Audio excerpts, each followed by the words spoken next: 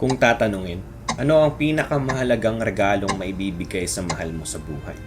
Ang agarang sagot ko rito ay hindi material na bagay, kundi isang simpleng handog, oras. Ang oras ay hindi na naibabalik. Kapag ito'y nawala o naubos na, ibig sabihin, tapos na. Maaari mong balikan ang alaala, ngunit hindi na ang mga sandali. Isang masakit na katotohanan na hindi na ito muling magiging ngayon. Bawat segundo'y mahalaga. Gamitin ito ng tama. Sulitin bawat saglit pagkat ito'y hindi na mauulit. Panalangin na pagmamahal ang maghari at huwag hayaan ang inggit ang mamalagi.